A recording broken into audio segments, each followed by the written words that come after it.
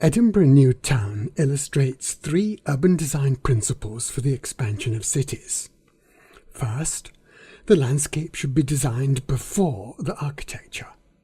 Second, aesthetics should be a major influence on the design of streets. And third, urban design can and should learn from garden design. Conceptually, Craig's plan is a Mannerist garden design repurposed as an urban design. The rectangular compartments are typical of high Renaissance gardens, while the use of axes and focal points is typically Mannerist. The Villa d'Este and the Villa Lanti are precursors of Craig's design, though he never saw them. The 5 compositional elements of gardens and of Edinburgh's New Town are landform, buildings, planting, paving and water.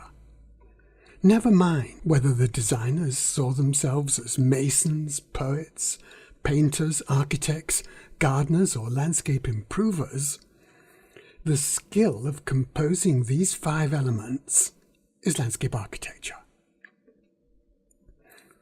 Craig had been apprenticed to a stonemason who had helped build Adams' Royal Exchange in Edinburgh High Street. But Craig was more influenced by his uncle, James Thomson, a famous landscape poet who wrote The Seasons and the words for Rule Britannia. Often, Thomson leads the reader on a scenic walk. After climbing a hill, he likes to enjoy the view, as he did in summer of 1726. And what a various prospect lies around, of hills and vales and woods and lawns and spires, and towns betwixt, and gilded streams, till all the stretching landscape into smoke decays. In Edinburgh, the medieval Old Town followed a sloping ridge from Edinburgh Castle to Holyrood House. It has some great views of nearby landscapes. Instead of rebuilding it in a modern style, as so many cities have done, particularly in East Asia, Edinburgh city fathers kept the Old Town, and they held a competition for the design of a new town in 1766. It was won by James Thomson's nephew, James Craig. Basing his design on an appreciation of Edinburgh's landscape, Craig created a great work of landscape architecture. The horizontal crest of the New Town Ridge, lying north of the Old Town, became the central axis of Craig's design. Squares and churches were planned at both ends of George Street to create beautiful views.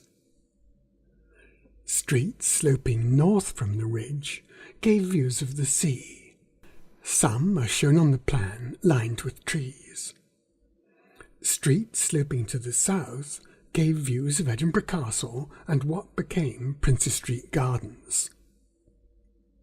Queen Street and Princes Street were designed as one-sided terraces facing onto gardens. Calton Hill was used as a focal point at the east end of Princes Street, as was a church at the west end. Statues were placed at strategic points and intersections, as was done in Renaissance gardens. The Norloch in what is now Princes Street Gardens featured in Craig's design, but was drained and used for a railway line. What puzzles me greatly about James Craig's plan is why his brilliant approach to founding urban design on the principles of landscape architecture has not been more widely adopted. Design styles must change, but Craig's principles retain their value. Urban design should be led by a deep appreciation of landscape architecture. In this sense, the planning of Edinburgh New Town is an example of what is now called landscape urbanism. A Wikipedia article explains it as follows. Landscape urbanism is a theory of urban planning, arguing that the best way to organize cities is through the design of the city's landscape, rather than the design of its buildings.